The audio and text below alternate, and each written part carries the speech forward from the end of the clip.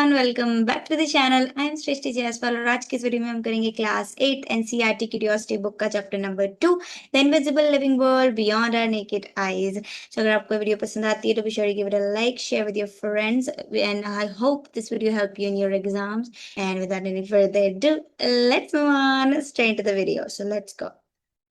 So आज हम करेंगे the invisible living world beyond our naked eyes. इससे पहले हमने चैप्टर नंबर 1 शॉट में कवर किया है लास्ट वीडियो में। तो अगर आपने चेकआउट नहीं किया है तो link will be in the description box, be sure you go ahead and check it out. तो अभी तक तो आपको पता लग गया होगा क्यूरियोसिटी की बुक में जो फर्स्ट पेज होगा, यहाँ पे हमें कुछ ऐसे सेट ऑफ क्वेश्चंस मिलेंगे जो हमारी इन्वेस्टिगेशन को स्पार्क करने के लिए होंगे।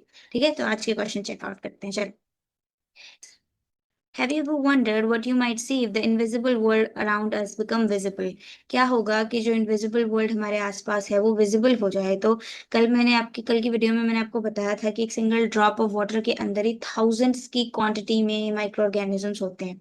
हमारे हैंड में कितने बैक्टीरिया होते हैं। पर अगर ये सब विजिबल हो जाए तो क्या होगा? अगर हमारी ह्यूमन आइज की रेजोल्यूशन ऐसी हो जाए कि हमें ये सब चीजें दिखने लग जाए तो क्या होगा? क्या अगर इन चीजों का साइज बढ़ जाए तो क्या होगा? ये क्वेश्चन दिमाग लगाने वाला है। सोचो कि अगर हमारे हाथ में इतनी बैक्टीरियाज हैं, अगर हमें पता लग जाए तो क्या होगा। अगला क्वेश्चन है, how do you think our observation of the hidden world might change? कैसे हमारी ऑब्जर्वेशन चेंज होगी हिडन वर्ल्ड के बारे में? The way you think about size, complexity और even what counts as living. क्या देखो, आपको भी पता नहीं होगा इतना, बट मैं आपको चीज बताती हूँ यहाँ पे है कि क्या लिविंग में काउंट होता है या नहीं, कॉम्प्लेक्सिटी और साइज के बारे में। तो मैं इसके बारे में छोटा सा एग्जांपल देती हूँ, आपको समझ आ जाएगा। वायरस जो होते हैं, जो हमारे को इतनी बड़ी बड़ी बीमारियां कॉज करते हैं, छोटी से लेकर बड़ी बीमारियां वायरस से होती हैं। हमारा कॉमन कोल्ड वायरस है, HIV एड्स वायरस है। वायरस से हमारे को कितनी सारी बीमारियां होती है, कितनी बीमारियों का तो हमारे पास कोई इलाज नहीं है। वायरस से बनी बीमारियों के लिए हम दवाई क्यों नहीं निकाल पाते? इसका एक आंसर है कि वायरस के अगेंस्ट जो भी हम वैक्सीन बनाते हैं, वो वैक्सीन जब हम लगाते हैं तो वायरस के जो जेनेटिक मटेरियल होता है वो RNA होता है। RNA तुरंत म्यूटेट कर जाता है, फिर वो वैक्सीन उसके ऊपर असर नहीं करती है। इसलिए वायरस की जो कॉम्प्लेक्सिटी होती है वो बहुत ज्यादा होती है। Virus is so complex. ठीक है। और वायरस को लिविंग या नॉन लिविंग हम साइंटिस्ट भी आज तक क्लासिफाई नहीं कर पाए कि वायरस एक लिविंग है या नॉन लिविंग चीज है। उसका साइज बहुत छोटा होता है। तो अब इससे आपकी सोचो ऑब्जर्वेशन कैसे चेंज हुई, साइज, कॉम्प्लेक्सिटी और क्या लिविंग है क्या नहीं लिविंग है। इससे आप सोचो कि जो वायरस हमारे को बीमारियां देता है इतनी बड़ी बड़ी, वो कितना ही छोटा होता है और उसकी कॉम्प्लेक्सिटी कितनी ज्यादा होती है। अगला है, have you thought how this tiny living beings interact with each other? क्या आप सोचते हो कि ये छोटी छोटी चीजें एक दूसरे से इंटरैक्ट कैसे करती है? क्या ये हमारी तरह बात करते हैं? Share your question. अगेन, आपका कोई क्वेश्चन हो तो वो आप यहाँ पे शेयर करना। ठीक है, नेक्स्ट क्वेश्चन पे पढ़ते हैं। मेरा यही क्वेश्चन है कि वायरस इज लिविंग और non living? According to me virus is living, but बाकियों के हिसाब से, साइंटिस्ट के हिसाब से virus, they don't know it's living और नॉन लिविंग। तो चलिए अब हम शुरू कर रहे हैं चैप्टर को। The human eye can see only object that are above certain size. हमारी ह्यूमन आइज का रेजोल्यूशन कुछ सर्टेन साइज के की ही ऑब्जेक्ट्स को देख पाता है। For a long time many tiny things around us remained unknown. बहुत बहुत समय तक, फॉर अ लॉन्ग टाइम, बहुत समय तक ऐसी चीजें थी जो टाइनी माइक्रो ऑर्गेनिजम्स हैं, वो हमारे को पता ही नहीं था कि वो एग्जिस्ट करते हैं, क्योंकि हम देख नहीं सकते उनको। ठीक है। Long ago people discovered that a curved piece of glass could make small things look bigger. बहुत समय पहले लोगों को पता लगा कि जो छोटा कर्व्ड ग्लास होता है उस वो चीजों को बड़ा दिखा सकता है, जैसे मैग्नीफाइंग ग्लास। मैग्नीफाइंग ग्लास ने ही तो चीजों को बड़ा दिखाया था। बहुत बहुत समय के बाद लोगों को पता लगा। The one piece of glass was shaped like a lentil seed। अब लेंटल दाल होती है, दाल आपको पता है, जैसे मसूर की दाल देखिए अपने, ऑरेंज कलर की जो ऐसे होती है, वो उसको बोल रहे हैं कर्व्ड लेंटिल सीड। वो piece of glass look like a curve lentil seed, thick in the middle but thin at the edges. देखो, thick in the middle but thin at the edges, ये देख सकते हैं आप ऐसे कुछ, मिडल से थिक, एजेस से थिन। हाँ, कथिम।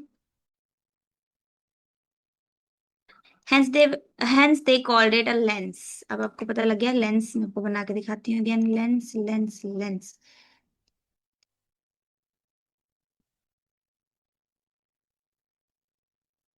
देख सकते हो आप, एजेस एजेस में थिन है और सेंटर में थिक है, ये देख सकते हो आप, यहाँ से थिन, यहाँ से thick. This is how a lens looks like.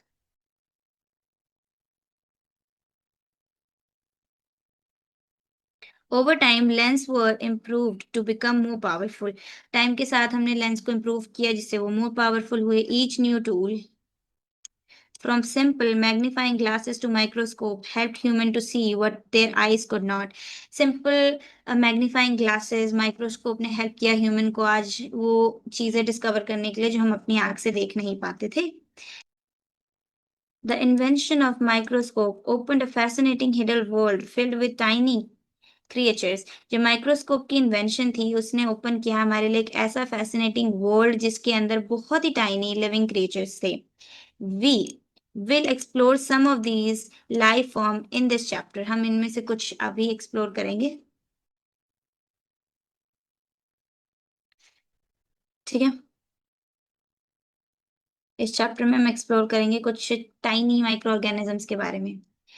You have already learned about an amazing variety of living beings. हमने लिविंग बीन्स की अमेजिंग वैरायटी के बारे में पढ़ा है, पिछले चैप्टर में भी मैंने आपको थोड़ा सा बताया था और आपने पहले क्लासेस में भी पढ़ा है आपने। जस्ट लुक अराउंड, अपने आसपास देखो। There are so many beautiful plants and animals. हमारे आसपास कितने सारे प्लांट्स एंड एनिमल्स है, कितनी सुंदर सुंदर तरीके के हमारे पास इंसेक्ट्स होते हैं। कई अच्छे होते हैं, कई कई सुंदर होते हैं, कई नहीं। कितने सारे एनिमल्स हैं, कितने सारे प्लांट्स हैं हमारे आसपास, कितना कुछ है, ठीक है।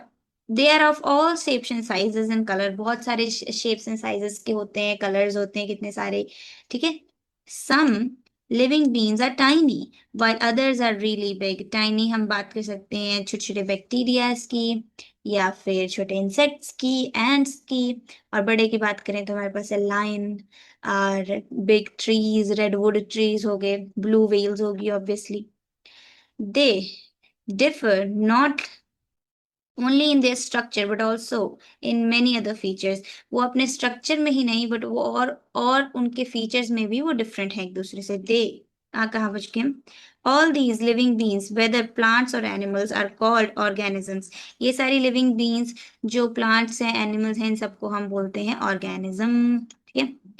Have you ever noticed a small organism around you that is visible to the naked eye? क्या आपने देखी है स्मॉल ऑर्गेनिज्म जो हमारी नेकेड आई से विजिबल हों? हाँ, हमने देखी है, हमने एंट्स देखी हैं, हमने उससे भी छोटे इंसेक्ट्स देखे हैं, मुझे उनका नाम नहीं पता, हमने देखे हैं। But think about it, how small a thing can your eyes actually see. कितनी छोटी चीज है हमारी आंख जो देख सकती है। हम एक डस्ट पार्टिकल भी देख पाते हैं। आपने कभी देखा है जब जैसे दरवाजा है, हमारे दरवाजे से सूरज की रोशनी आ रही है और आप कोई चादर ऐसे झाड़ो तो उसमें से जो भी डस्ट पार्टिकल्स होंगे ना वो आपको दिखाई देंगे। अगर मेरे को पिक्चर मिलेगी तो आई इंसर्ट, एडिटिंग करते टाइम अगर मेरे को याद रहा तो मैं जरूर इंसर्ट करूंगी। आगे पहुंचते हैं। You might have seen some people using reading glasses.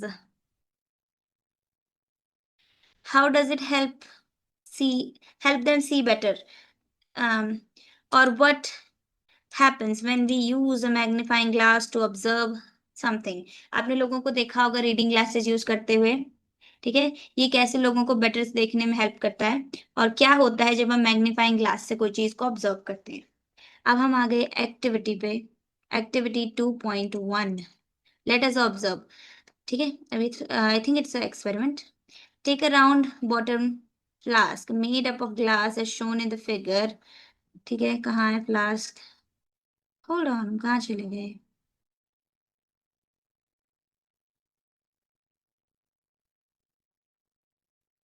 This is a flask. Oh, I thought it was a drop, it's like this. ये ऐसे है, ठीक है, मुझे लगा ड्रॉप है वाटर की। This is a flask. हाँ, फिल इट विद वाटर। इसको वाटर से फिल कर दो, जैसे कहीं तक भी फिल करा होगा। आई थिंक इन्होंने यहाँ तक फिल करा हुआ है इसको क्योंकि मुझे तो ये वाटर ड्रॉप लग रहा था। Now place the flask on the open book and look at the letters through it. हम जब इसको ओपन बुक पे रखेंगे तो आप लेटर्स देख सकते हो कितने बड़े दिखाई देते हैं। ये क्यों होता है? क्योंकि ग्लास से वो मैग्नीफाई हो जाते हैं। Do you notice something interesting? Yes, magnify हो गया वो। The letters appear longer when you see through the flask. This happens because of the flask filled with water acts like a magnifying glass. जो हमने देखा कि जो letters हैं वो लॉन्गर हो रहे हैं, थोड़े बड़े हो रहे हैं, वो इसलिए हो रहा है क्योंकि जो वाटर है वो एक मैग्नीफाइंग ग्लास की तरह एक्ट कर रहा है। Now, use a real magnifying glass to see, look at small like organisms. अब now use a real micro magnifying glass, तो आप छोटे माइक्रो ऑर्गेनिज्म उससे देख के देखो। Like an ant where you are able to see details of its body more clearly. अगर आप मैग्नीफाइंग ग्लास के अंदर एक एंट को देखोगे तो आप देखना उसके जॉइंट अपेंडेजेस, जो उसके लेग्स होते हैं, वो कितने ही मतलब यूनिक दिखते हैं। आप देखना उनको देख के कितने फैसिनेटिंग से दिखते हैं कि कितनी ही कॉम्प्लेक्स बॉडी है। छोटी सी चींटी की भी कितनी कॉम्प्लेक्स बॉडी है। For a long time, people were curious to explore tiny organism around them. बहुत समय तक लोग curious थे छोटे organism को explore करने के लिए अपने आसपास, but they could not see them with their eyes. So वो अपनी eyes से उसको देख नहीं पाते थे. So how did we finally discover this invisible world? फिर हमने कैसे उस invisible world को finally discover किया? Do you know which do you know which scientific discovery helped us to see the tiny world for the first time? आपको पता है कि किस साइंटिफिक डिस्कवरी ने हमें पहली बार हेल्प किया ये टाइनी वर्ल्ड को देखने के लिए? मुझे इसका आंसर कमेंट्स में देना, okay? Published a book called Micrographia.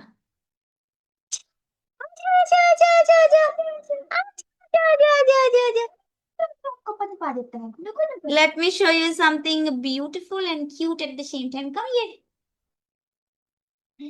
Hi, look at her. She's my cousin sister. Look at her. Oh my God. Say hello. Say hello. Hi guys. Hello. आनो। क्या खा लो? क्या खा लो? ये क्या खा लो? नो। अच्छा यहाँ बैठ जाओ, मैं पिला लूं। यहाँ बैठ जाओ, यही बैठ के देखो, ठीक है? यही बैठ के देखो, मेरे लोई पॉप मत लगाना, ठीक है? नहीं पता। In 1665, a scientist named Robert Hooke published a book called Micrographia. चलो चलो शांत हो जाओ, हम पढ़ रहे हैं, ठीक है? सारे कपड़े थूक दिए ऐसे रहते हैं। Ever heard of? Okay.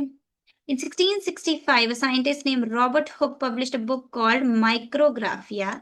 1665 में रॉबर्ट हुक साइंटिस्ट ने माइक्रोग्राफिया नाम की बुक पब्लिश की थी। He was a careful observer and a skilled artist. वो एक बहुत ही केयरफुल ऑब्जर्वर थे और उसके साथ साथ वो ही एक बहुत ही स्किल्ड आर्टिस्ट थे। वो अपने आसपास की चीज़ों को बहुत केयरफुली ऑब्जर्व करते थे।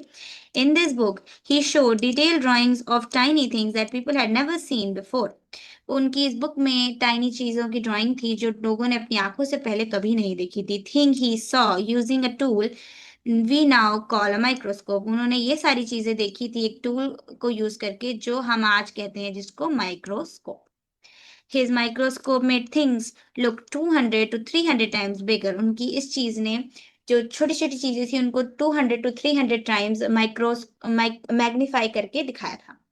ये रही Micrographia by Robert Hooke.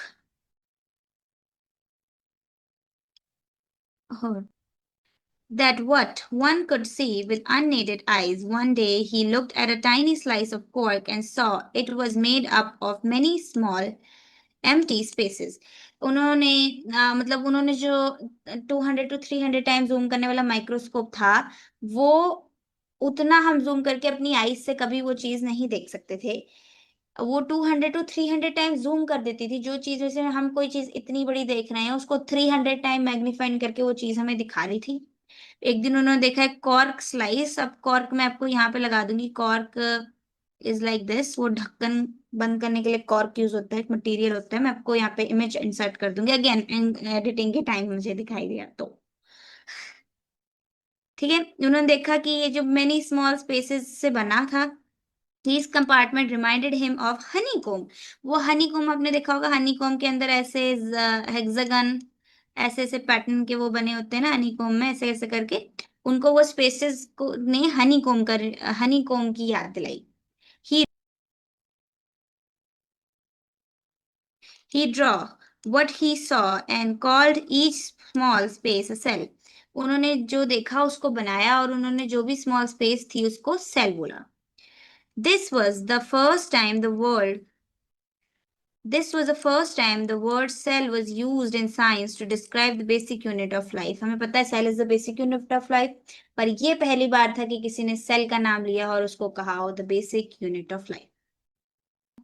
Around the same time, in 1660s, I'm not even going to try to pronounce the name, a Dutch scientist made a better lens that allowed him to build more useful microscope. 1660s के time में एंटोनी नाम के scientist Dutch scientist ने एक better microscope build किया. Better lenses को use करके microscope. He was the first person to clearly see and describe tiny living things like bacteria and blood cells. वो फर्स्ट बंदे थे जिन्होंने टाइनी चीज को देखा और डिस्क्राइब किया like bacteria and blood cells. अगर यहाँ से आप मल्टीपल चॉइस क्वेश्चन बने तो क्या आप कर लोगे? क्योंकि यहाँ पे मैंने बता दिया आपको रॉबर्ट हुक ने माइक्रोस माइक्रोग्राफिया बुक बनाई थी. रॉबर्ट हुक ने माइक्रोग्राफिया बुक बनाई थी. रॉबर्ट हुक ने first time cell word use किया था, जो cell is the basic unit of life, in 1665. और फिर हमने आगे देखा एंटोनियो ने 1660s के टाइम में बेटर लेंसेज यूज करके एक माइक्रोस्कोप बनाया जिससे हम क्लियरली देख पा रहे थे चीज like bacteria and blood cells. उन्होंने फर्स्ट टाइम इनको देखा और डिस्क्राइब किया. Because of this he is known as the father of microbiology. Who is the father of microbiology? Antonie is the father of microbiology. So this was how the microscope looked like. A is Micrographia, Robert Hooke's book. B is Microscope of Robert Hooke. And C is the Koch cell published in Micrographia. What is a cell? Now हम पहुंच चुके हैं. Now we know cell is the basic unit of life. अब हम cell पे पहुंच चुके हैं. What is cell? आखिर cell कोशिकाएं क्या होती हैं? All living beings are made up of cell. हम सब cell से बने हैं. You might wonder what cell actually looks like. क्या आप सोच रहे होगे कि cell कैसा दिखता है? इसलिए let us take a closer look at the basic structure of cell using microscope. अब हम cell के basic structure को देखेंगे microscope की help से.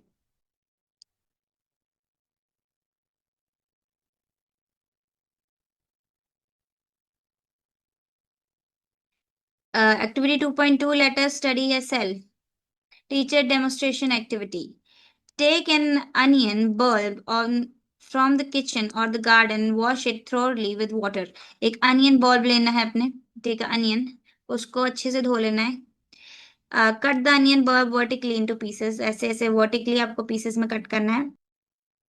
आपने अनियन को ऐसे वर्टिकली, पहले अनियन को आपने लिया, उसको धोया, फिर उसके बाद ऐसे वर्टिकली काट लिया. काटने के बाद आप जब देखना इसकी लेयर निकालोगे तो एक बहुत ही ट्रांसपेरेंट सी प्लास्टिक की शीट निकलेगी. उसको आपने फोर्सेप की हेल्प से निकाल लेना है. ठीक है. Take one piece of onion and pull out a thin transparent layer from its inner surface with the help of forcep. Forceps this tweezers, इनको फोर्सेप्स बोलते हैं. This layer is called onion peel. इसको हम onion पील बोलते हैं. ठीक है. आपने इसको निकाल लेना है. Place the peel in petri dish. आपको इस पैट्री डिश के अंदर इस पील को रखना है. Take a few drop of saffron, red coloured stain. Saffron is a red coloured stain. आपको उसकी फ्यू ड्रॉप्स लेनी है फॉर 30 सेकेंड्स, 30 सेकेंड के लिए. This will give a pinkish colour to the cell with and help us to see them clearly. आप देखो, अब हमने पहले क्या किया, हमने अनियन लिया, हमने उसको धोया, अच्छे से धो के उसको हमने वर्टिकली सेक्शंस में कट कर दिया. कट करने के बाद हमने फोर्सेप्स की मदद से अनियन की जो ट्रांसपेरेंट पील थी हमने उसको निकाल लिया. पील निकालने के बाद हमने सैफरॉन की कुछ ड्रॉप्स ली, few drops of saffron solution लिया, हमने उसको 30 सेकेंड के लिए स्टेन होने के लिए छोड़ दिया. स्टेन होने के बाद हमें पिंकिश कलर मिला सेल का, जो अब हमें हेल्प करेगा सेल को क्लियरली देखने में, क्योंकि अगर हम उसको स्टेन नहीं करते तो हम उसको देख नहीं पाते ढंग से. With the help of thin brush, transfer the onion peel into another petri dish containing water and rinse it. अब आपने इसमें स्टेन कर लिया. स्टेन करने के बाद आपने उसको उठा के क्लीन पेट्री डिश में निकाल के उसमें वाटर से धो लेना है, डिस्टिल्ड वाटर से.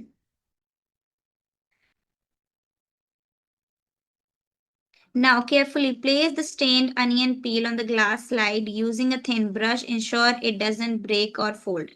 ठीक है, आपने जब उसको अब धो लिया, आपने एक्स्ट्रा जो एक्सेस स्टेन थी उसको निकाल लिया, वो आपने उसको एक साइड पे रखना है, साइड पे रखना है ब्रश की मदद से, ताकि वो फोल्ड ना हो या टूटे ना, केयरफुली रख दो। ठीक है। Put a drop of glycerin over the onion peel on the slide, onion peel के ऊपर एक ड्रॉप ऑफ ग्लिसरीन लेनी है, स्लाइड के ऊपर डाल दो उसको। The glycerin will prevent drying of the cell and improve clarity for better visualization of cell. अब जब आपने उसको डाल दिया, एक ड्रॉप ग्लिसरीन डाला, ग्लिसरीन जो है उसको ड्राई होने से रोकेगी, ताकि हम वो क्लियरिटी इंप्रूव कर पाएगी और हम उसको बेटर विजुअलाइज कर पाएंगे माइक्रोस्कोप के अंदर जब हम सेल को देखेंगे तो। Slowly place a cover slip over the peel using a needle such that no air bubble get trapped. अब आपने ले लिया अनियन को, उसके ऊपर ग्लिसरीन भी डाल दिया। अब एक कवर स्लिप आती है, स्लाइड के ऊपर एक कवर स्लिप आती है, वो सर्कुलर भी होती है, रेक्टेंगल भी होती है। उस कवर स्लिप को बहुत ही प्यार से अपने उसके ऊपर रखना है, ताकि कोई भी एयर बबल उसके अंदर ट्रैप ना हो। Using a blotting paper to gently wipe off extra glycerin around the edge of the cover slip. अब आपने एक ब्लॉटिंग पेपर लेना है, कोई भी ब्लॉटिंग पेपर जो एक्स्ट्रा भी कोई भी लिक्विड एक्स्ट्रा हो उसको हटा देता है, उसको ब्लॉटिंग पेपर से जेंटली टैप करके जो भी एक्स्ट्रा स्टेन और ग्लिसरीन हो वो हटा देना है। View the slide under the microscope or a fold scope. Compare it with figure 2.3. आप जब उसको माइक्रोस्कोप के अंदर देखोगे तो वो आपको ऐसा दिखाई देगा। अब ये जो देख पा रहे हो आप, this is the cell wall. इसके अंदर आपको ये जो दिख रहा है न्यूक्लियस है, इस न्यूक्लियस के अंदर साइटोप्लाज्म है, और ऊपर जो है ये सॉरी वो है cell membrane. What similarity do you find in the figure? आपने जो देखा उसके अंदर आपको क्या सिमिलैरिटी मिली? ऑलमोस्ट ऑलमोस्ट आपको सिमिलर सा ये दिखाई देगा माइक्रोस्कोप के अंदर। अगर आप ट्राई कर पाते हो घर में, आपके किसी भी मतलब लैब में, आपके स्कूल में अवेलेबल है माइक्रोस्कोप, तो ये ट्राई करना। You will observe nearly rectangular structure under the microscope. These are called cell of an onion peel. आप देखोगे नियरली रेक्टेंगल से आपको स्ट्रक्चर्स मिलेंगे, ये अनियन पील सेल्स हैं। which are closely arranged without any space between them. वो बहुत closely arrange होंगे without any space, इनके बीच में आप देख सकते हो कोई भी space नहीं है। ठीक है, वो closely arrange है without any space. Try to observe the peel of the leaf of different plants around you.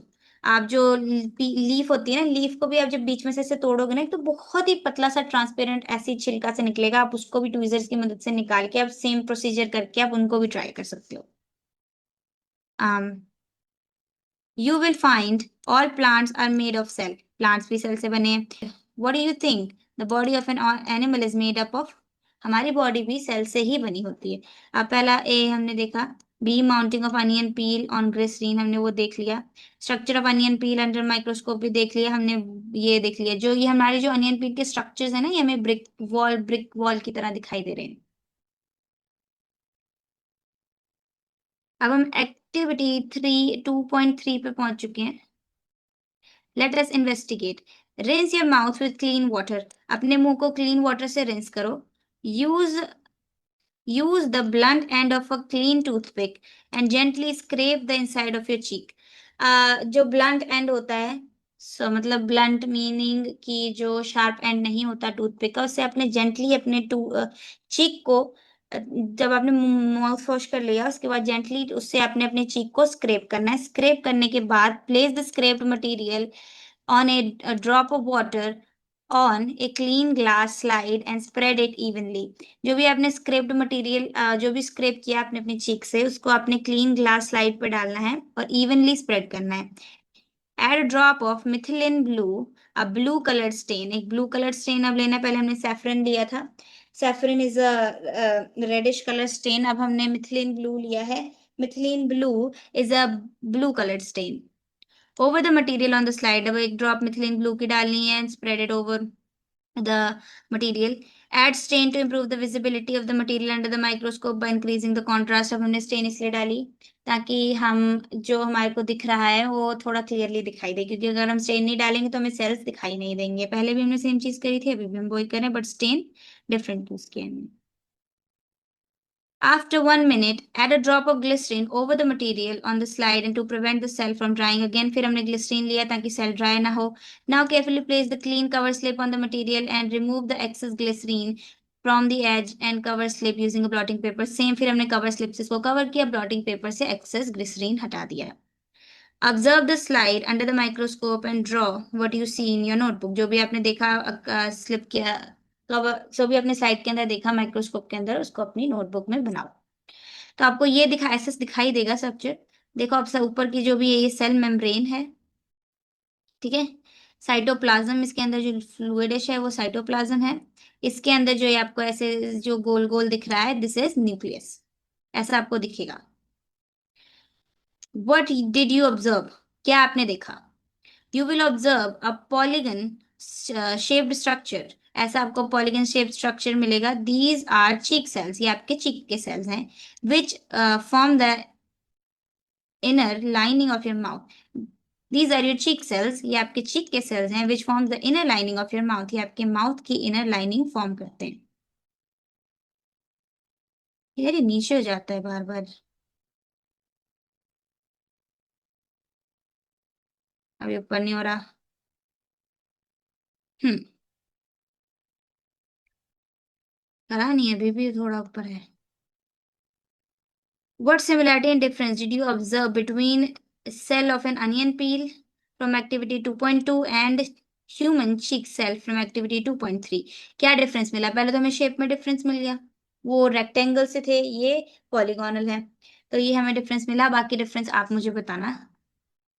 You have observed that cell have three main parts, a thin outer lining or a central region and a small round structure inside it।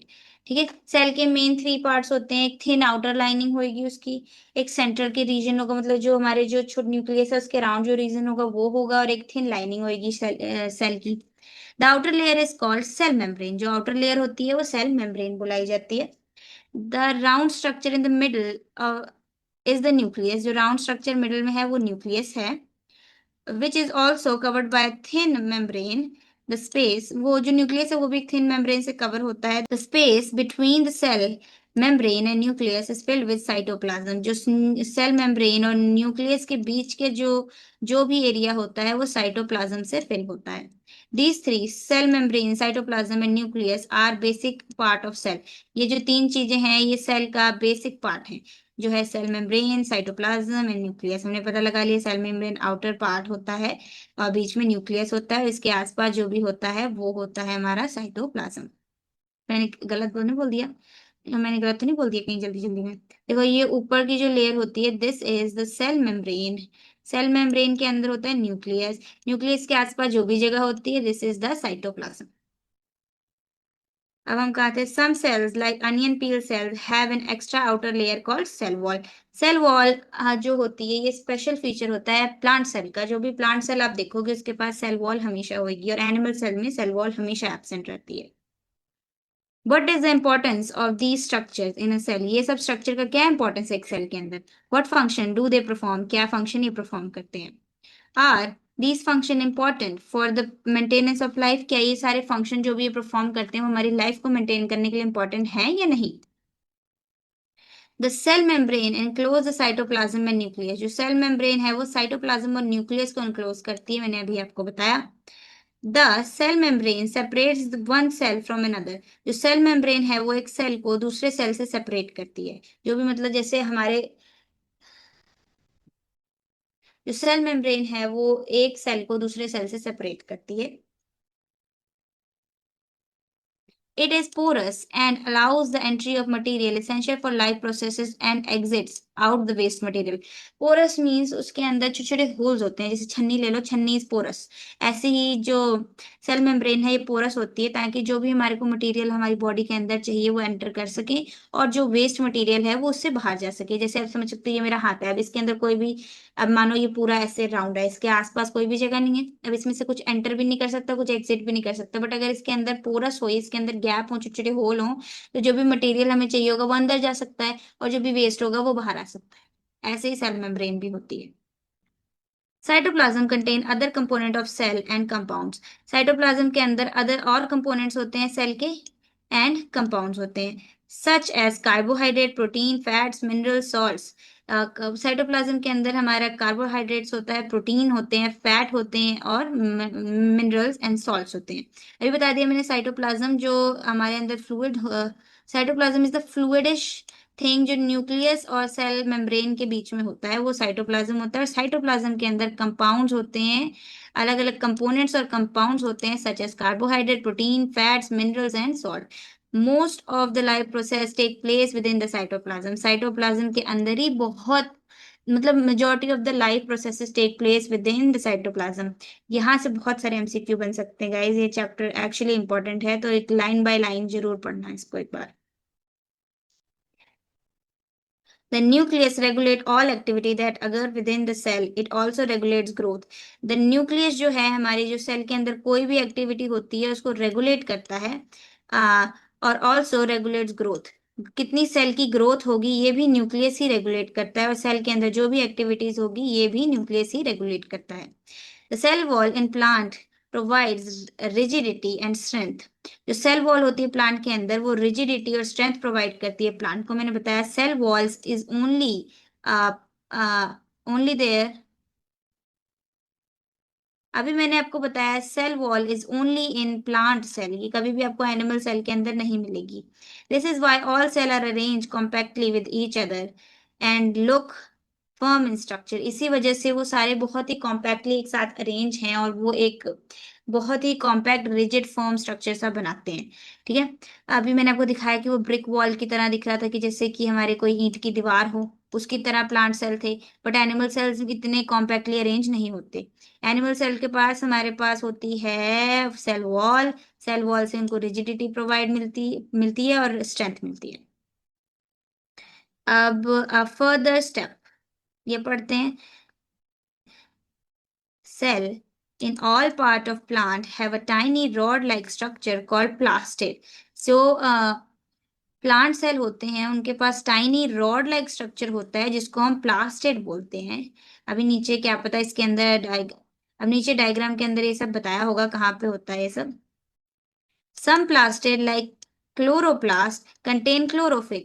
बहुत सारे plastid होते हैं cell के पास। एक plastid जिसको हम कहते हैं क्लोरोप्लास्ट, सॉरी, अब जो क्लोरोप्लास्ट के अंदर जो ग्रीन पिगमेंट होती है क्लोरोफिल, इसी की वजह से प्लांट ग्रीन होता है और ये हेल्प करती है फोटोसिंथेसिस में। हमें पता ही है कि chlorophyll is essential pigment in photosynthesis.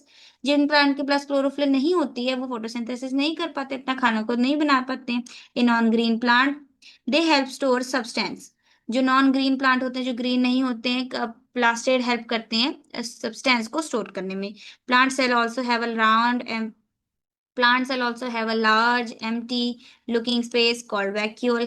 Plant cell के पास large empty खाली जगह होती है जिसको हम vacuole कहते हैं. This help plant cells store important substances and get rid of waste and maintain the shape of the cell.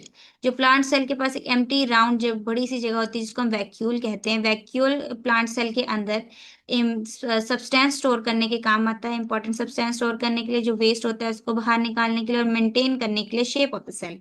This gives strength and support to the plant cell. ये जो है प्लांट सेल को support और strength provide करता है। In animal cell vacuole are usually not present. Animal cell के अंदर vacuole usually not present होता है। अब ये याद रखना, यूजुअली, नॉट ऑलवेज, कभी कभी, मतलब ज्यादातर नहीं होता है बट कभी कभी हो भी सकता है। If present they are usually small. अगर होते हैं तो वो स्मॉल होते हैं। अब ये अगर आपको असोशिएट रीजनिंग आ जाए कि vacuoles are never present in animal cells, तो क्या सही है? नहीं। Vacuoles may be present in animal cell but they are small, yes, ये हो सकता है। ठीक है, तो ये देखना है, से यहाँ से क्वेश्चन बन सकता है। These small vacuole store certain substance dissolved in water. ये वैक्यूल एनिमल सेल के अंदर एक सर्टेन सब्सटेंस रखते हैं जो डिजॉल्व्ड इन वाटर होते हैं। So a cell is not just a simple bag of liquid. Cell एक सिंपल बैग ऑफ लिक्विड नहीं है। It is a complex structure made up of different parts. ये बहुत ही कॉम्प्लेक्स स्ट्रक्चर होता है जो बहुत ही अलग अलग पार्ट से बना होता है, each with its own special function to allow the cell and in turn the entire organism to work. Cell के पास हर पार्ट का एक अपना स्पेशल फंक्शन होता है जो मिलके एक ऑर्गेनिज्म बनाते हैं। अब आप देखो सेल बनाते हैं। This is B a plant cell. अब प्लांट सेल इसको वैसे देख के पता लग सकता है because it has cell wall. Cell wall animal cell के अंदर प्रेजेंट ही नहीं होता कभी भी। And this is an animal cell. Animal cell का स्ट्रक्चर देखो आप, इसका स्ट्रक्चर रेक्टेंगल सा है, इसका कोई स्ट्रक्चर ही नहीं है। शेप, सॉरी, शेप नहीं है, स्ट्रक्चर तो है ही इसमें। अब आप देखो, इसके अंदर सेल वॉल, एक स्पेशल इसके अंदर ही सेल वॉल है जो एनिमल सेल के अंदर प्रेजेंट नहीं है। सेल मेम्ब्रेन दोनों के पास है। This is the cell membrane इसकी, ये सेल मेम्ब्रेन इसकी। ठीक है, न्यूक्लियस भी दोनों के पास है, इसका न्यूक्लियस, इसका न्यूक्लियस, इसका न्यूक्लियस सेंटर में प्रेजेंट है, इसका न्यूक्लियस कहीं भी प्रेजेंट है। अब प्लांट सेल के अंदर क्लोरोप्लास्ट होता है, क्लोरोप्लास्ट हमारे इसके अंदर तो नहीं होगा, हमारे पास क्लोरोफिल क्लोरोफिल नहीं होती, वरना हम अपना खाना खुद बना पाते। साइटोप्लाज्म दोनों के अंदर है। अब बताया, साइटोप्लाज्म जो सेल मेम्ब्रेन और न्यूक्लियस के बीच का सब्सटेंस होता है उसको साइटोप्लाज्म बोलते हैं। वैक्यूल जो है हमारा प्लांट सेल के अंदर प्रेजेंट है, एनिमल सेल के अंदर वैक्यूल नहीं है। Mitochondria, mitochondria is the power house of cell, जहाँ से एनर्जी जनरेट होती है, माइटोकॉन्ड्रिया दोनों के अंदर है। अब एक बार और देख लेते हैं, हमारे पास सेल वॉल, न्यूक्लियस और साइटोप्लाज्म और माइटोकॉन्ड्रिया प्लांट एनिमल सेल के अंदर है। फिर से एक बार बता दूंगा आपको, देखो एनिमल सेल के पास हमारे पास cell membrane, nucleus, cytoplasm and mitochondria है। वाइल इन प्लांट सेल हमारे पास इसके अंदर सेल वॉल है, इसके अंदर सेल मेम्ब्रेन है, इसके पास सेल वॉल है, न्यूक्लियस है, क्लोरोप्लास्ट है, वैक्यूल है और माइटोकॉन्ड्रिया है। ठीक है, समझे आप? अब चलते हैं नीचे, हमने दोनों सेल को दोनों सेल को पढ़ लिया। अब नीचे चलते हैं। We have now understood the basic structure of cell and we now also understand plant and animal cell differ in shape and structure. हमने basic structure समझ लिया सेल का, हमने ये भी समझ लिया कि प्लांट और एनिमल सेल एक दूसरे से स्ट्रक्चर में डिफरेंट होते हैं, शेप में भी। और आपको पता है हमारी बॉडी में हर जगह जगह का सेल अलग है, हमारे आरबीसी जो रेड ब्लड सेल्स होते हैं वो अलग है, हमारा चिक सेल अलग है, मसल सेल अलग है, हमारा न्यूरॉन जो दिमाग में होते हैं, न्यूरॉन्स, वो भी डिफरेंट है। सारे शेप डिफरेंट होते हैं, सबके स्ट्रक्चर भी ऑलमोस्ट डिफरेंट होते हैं। Activity 2.1.1, variation in shape and structure of cell. The muscle cell and the nerve cell in human shown in figure 2.6. This is the muscle cell, आप देख सकते हो muscle cell ऐसे जा रहा है, ये एक सेल है, ऐसे ऐसे ये कॉम्पैक्टली अरेंज है, this is a muscle cell. और हमारे पास है नीचे नर्व सेल, देख सकते हो ये न्यूरॉन है, nerve cell. What are the similarity and difference between them, क्या आप देख, क्या सिमिलरिटी और डिफरेंस देख पा रहे हो? हमारे सबके पास न्यूक्लियस है, न्यूक्लियस देख पा रहे हैं। हाँ, हम देख पा रहे हैं इनके अंदर muscle cell a shape like a spindle, muscle cell जो है ये स्पिंडल की तरह शेप है, इसकी स्पिंडल की तरह है। While a nerve cell is long and has branches, जो nerve cell है ये longer है और इसके पास branches हैं, ये देख सकते हो आप, branches निकल रही हैं ऐसे ऐसे करके, it has branches. Similarly, some cell are round in shape, कोई सेल जो होते हैं वो round in shape होते हैं, while other long and thin, कई लंबे और पतले होते हैं। Visuals.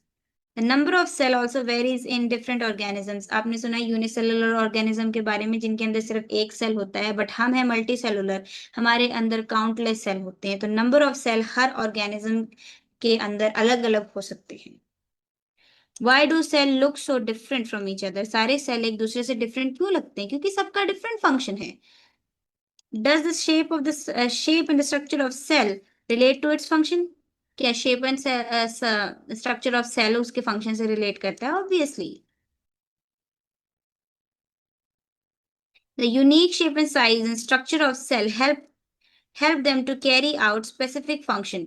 जो उनका unique shape and size and structure of cell होता है वो उनको यूनिक फंक्शन करने में हेल्प करता है। But how do the cell help perform various functions in the body? But ये जो चीज सेल हैं वो हमारी बॉडी के अंदर वेरियस फंक्शंस कैसे परफॉर्म करते हैं? Let us find out. You've observed in activity 2.3 the inner cheek cell are thin and flat. आपने activity 2.3 में देखा था कि inner cheek cell जो होते हैं thin and flat हैं। They are a protective lining in the inner surface of our cheeks. ये जो है protective lining है हमारे inner surface of the cheek, हमारे गाल की जो वो inner lining है उसको protect करते हैं। Nerve cells also known as neurons, जो नर्व सेल्स होते हैं उनको हम न्यूरॉन भी बोलते हैं, अभी मैंने आपको बताया। Carry messages in our body, ये सब हमारी बॉडी के अंदर मैसेजेस करते हैं। जैसे हमारे को कहीं हमने कुकर के ऊपर हाथ रख दिया, हमें तुरंत क्यों नहीं पता लगता वो गर्म है? हमें सेकंड जब हमारा हाथ जल जाता है हमें तब क्यों पता लगता है? बिकॉज इन्फॉर्मेशन न्यूरॉन तक जाने में इतना टाइम लग जाता है, जैसे हमें पता लग जाता है हम पीछे कर लेते हैं, वो इन्फॉर्मेशन न्यूरॉन तक पहुंचती है। केमिकल की तरह, केमिकल कोऑर्डिनेशन होती है हमारी बॉडी में, केमिकल्स रिलीज होते हैं, वो न्यूरॉन उसके केमिकल रिलीज होते हैं, न्यूरॉन उस केमिकल को डिटेक्ट करता है और हमारे को तुरंत पता लग जाता है, तो हम हाथ पीछे कर लेते हैं। इससे बोलते हैं नर्व सेल से हमारी जो बॉडी में मैसेजेस हैं वो कैरी होते हैं। The elongated shape and branch structure help them reach different parts of the body. जो उनका elongated और ब्रांच स्ट्रक्चर है वो हेल्प करता है उनको different part of the body में मैसेजेस क्विकली पहुंचाने में। न्यूरॉन्स का आपने देखा लंबे हैं, उनके पास ब्रांचेस हैं, वो हमारा हेल्प करता है जल्दी क्विकली मैसेज, यहीं कहीं पे भी हमें सिग्नल मिला कि हमारा मतलब हम डेंजर में हैं, वो क्विकली हमारे को बोलेगा हाथ पीछे कर लो, आपको कुकर से हाथ चल रहा है पीछे कर लो। ये हेल्प करता है न्यूरॉन को बॉडी में डिफरेंट मैसेजेस क्विकली पहुंचाने में। Similarly plant cell also show variation. Plant cell के अंदर भी हमें वेरिएशन देखने को मिलती है। Plant cell to cells may be rectangular, elongated, oval और even tube like. Plant cell के अंदर भी हमें वेरिएशन मिलती है, बहुत अलग अलग तरीके के शेप्स होती हैं। प्लांट सेल के अंदर हमें मिल सकते हैं रेक्टेंगुलर, इलांगेटेड लंबे, और ओवल ओवल शेप के, और इवन ट्यूब लाइक ऐसे सेल मिल सकते हैं हमें।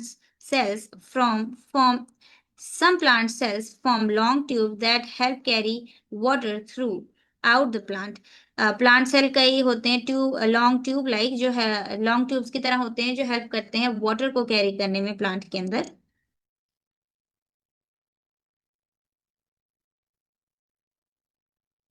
You have already studied the digestive system in grade 7th। digestive system अपने grade 7th में पढ़ा था। Different part of the digestive system are made up of different type of cells। Her part हमारी body का different cell से बना है, वैसे ही digestive system के हर part भी different cell से बने हैं। The group of muscle cells are present in the food pipe। group of muscle cells जो हैं present होते हैं हमारे food pipe के अंदर। These cell contract and relax in a wave like manner। ये सेल जो होते हैं कॉन्ट्रैक्ट करते हैं वेव लाइक मैनर में, ऐसे ही ये कॉन्ट्रैक्ट करते हैं और रिलैक्स करते हैं वेव लाइक मैनर में। Pushing the food down into the stomach. जब ये कॉन्ट्रैक्ट करते हैं तो वो हमारे जो हम खाना निगल रहे हैं वो हमारे स्टमक तक पुश करने में हेल्प करता है। जब वेव लाइक मैनर में पुश करता है तो कॉन्ट्रैक्शन होती है जिसकी वजह से हमारा खाना पेट तक पहुंच जाता है। This movement is possible because muscle cells are thin and flexible. ये मूवमेंट इसलिए हो पा रही है कि मसल सेल थिन और फ्लेक्सिबल है। एंड स्पिंडल शेप, उनकी शेप स्पिंडल की तरह है। The stomach also have different type of cell for performing different functions. Stomach के अंदर भी डिफरेंट टाइप ऑफ सेल हैं डिफरेंट फंक्शन परफॉर्म करने के लिए। Cell in the stomach wall help churn the food. Other cell in the inner lining of the stomach produce digestive juices and acid help break down the food। बहुत सारे अलग अलग function हमारे stomach के अंदर भी होते हैं। स्टमक के कई सेल्स है डाइजेस्टिव जूस प्रोड्यूस करते हैं जिससे स्टमक के अंदर फूड का ब्रेक डाउन होता है। बहुत अलग अलग फंक्शंस होते हैं हमारे स्टमक के अंदर भी जो अलग अलग सेल परफॉर्म कर रहे होते हैं। All these cell work together to make digestion possible. ये सारे जो सेल्स होते हैं साथ में काम करके डाइजेशन को पॉसिबल करते हैं। तो गाइज ये डाइजेशन तक यहाँ तक हमने खत्म कर लिया, 7 पेज कर लिए हैं आज हमने। तो मेरे को लगता है आज की इस वीडियो को हमें यहीं खत्म कर देना चाहिए। मजबूरन मुझे सेकंड पार्ट बनाना पड़ेगा बिकॉज 1 घंटा हो गया है मुझे पढ़ाते हुए। मेरे घर पे मेरी कजन सिस्टर आई है छोटी सी, तो मैं उससे मिल लूँ, मैं भी मिली भी नहीं हूँ। तो I hope you guys can understand. मैं सेकंड पार्ट जरूर बना दूंगी जल्दी से। एंड अगर आपको वीडियो पसंद आए like share and subscribe my channel. And I said मेरे सारे सोशल मीडिया और music links will be in the description box, check it out. तो आज की इस वीडियो को यहीं खत्म करते हैं। Thank you so much for watching, see you next time. It's Srishti signing off. Bye bye.